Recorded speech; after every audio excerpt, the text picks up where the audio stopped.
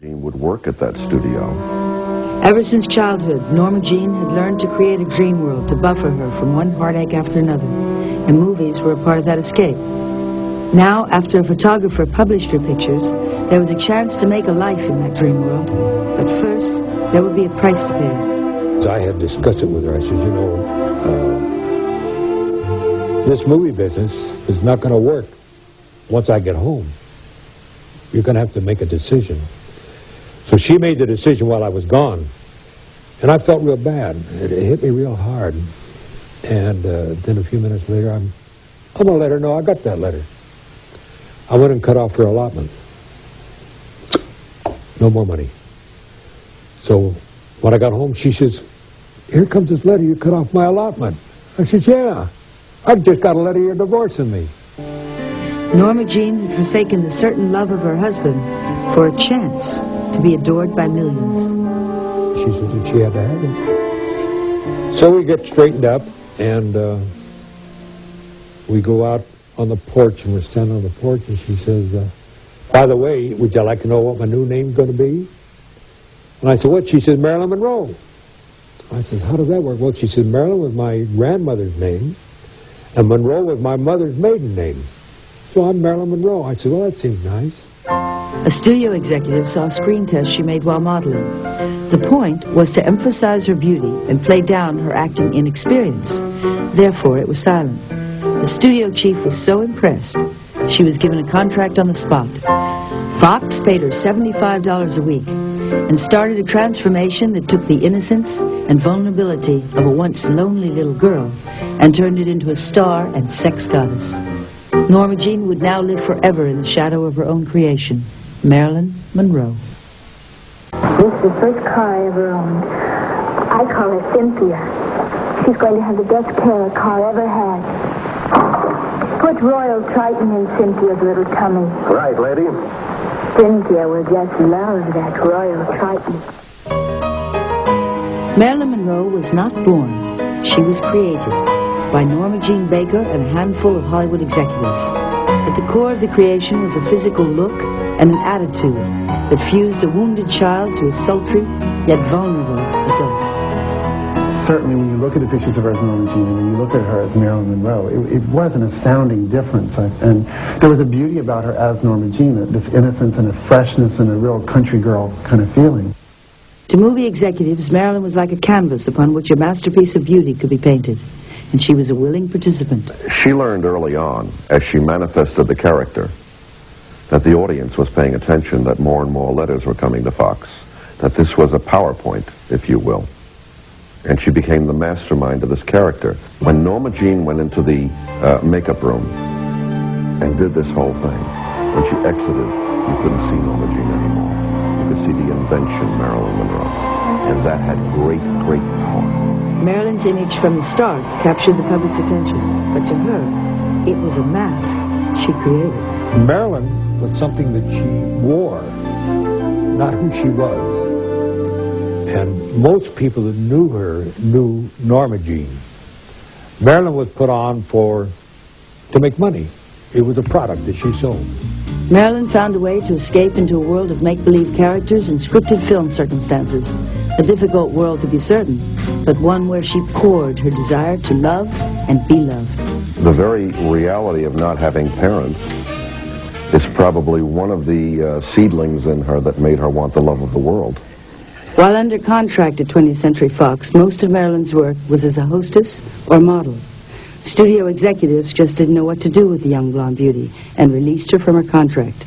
But the competition was quick to sign Marilyn, and Columbia Pictures cast her in her first singing role in the musical Ladies of the Chorus. For you, our flirty, flirty eyes will wink in your direction.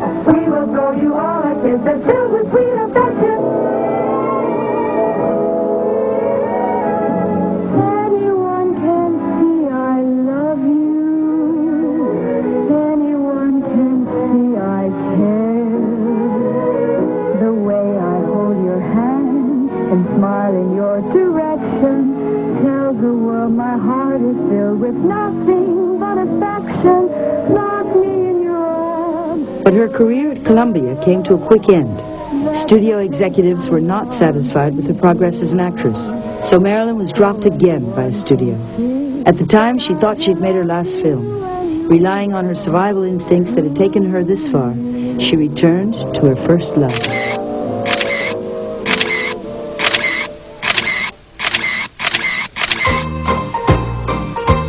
The camera loved Marilyn, and Marilyn loved the freedom she felt in front of the lens.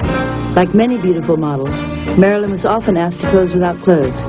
Many times she declined, until she was offered $50 an hour, an enormous amount of money at the time. Needing to pay her rent, Marilyn agreed, but there were conditions. Marilyn Monroe was on the way to an audition, and she'd been asked by many photographers to pose and had said no. And she was in a traffic accident, a minor traffic accident, and was suddenly stuck by the side of the road. And a photographer named Tom Kelly pulled over, and he gave her $5 for a taxi cab. Sometime later, it may have been a year or two, Kelly became one of the photographers that asked her to pose nude for a calendar. But he had been the one who had rescued her this day, and she had remembered that. And so she agreed to pose for him, and they shot this calendar pose. In an era when posing for nude photographs could easily destroy a young actress's career, Marilyn played by her own rules. The pictures came out, and instead of denying their existence, she acknowledged them. The public, understanding the young woman's plight, embraced her honesty. Instead of hurting her career, the photos, several years later, launched an empire. On a total investment of $8,000, and that picture of Marilyn Monroe, the Playboy Empire was built. What I needed was something very special to get that attention, because I didn't have the money for the publicity or promotion. I could not have rewritten history any better than to have the very first Playmate of the month, Marilyn Monroe, because she defines that innocence and sexuality. Marilyn used her time in between movie contracts to hone her acting skills. In addition to classes, Marilyn studied movies of glamorous stars that came before her. She studied. She was very, very exacting in everything, in terms of studying the other actresses and what made the hair good, what made the makeup right, what made the walk, and all of those physical attributes. And she studied Betty Grable, Lana Turner, all of those glamorous women before her. Her creation was beginning to pay off. She would soon be in the running for a major motion picture. It happened when she met and enchanted a very important Hollywood player. He was an agent named Johnny Hyde. Hyde believed in her. Hyde was a millionaire. In fact, Hyde wanted to marry her. He suggested her to John Huston for the role of Angela in The Asphalt Jungle. To this period, she'd never made a film in which she had any significant momentum. Huston agreed to test her, and she gave a reading. And on completion of the reading, she asked Huston if she could do it again, and he said yes. He let her do it again, but he turned to Hyde and said she's already got it. The Asphalt Jungle became a turning point in her fledgling career. In it, Marilyn played the role of a gangster's mistress who refuses to lie for him at a critical moment in the story. In this film, Marilyn's acting ability came to light. What's the big idea standing there staring at me, Uncle Lon? Don't call me Uncle Lon. Thought you liked it. Maybe I did. I don't anymore.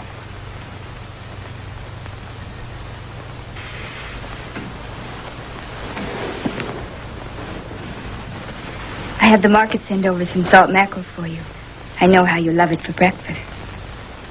Some sweet kid. By 1950, Marilyn was on her way to becoming an enormous star. Her next movie was All About Eve, and like her last, she played an inexperienced young woman who was a protege of worldly older men. After All About Eve, Fox signed her with a 7-year contract, and she did films like As Young as You Feel, Let's Make It Legal, Love Nest, just a whole slew of films. And then finally came the moment of Niagara. She was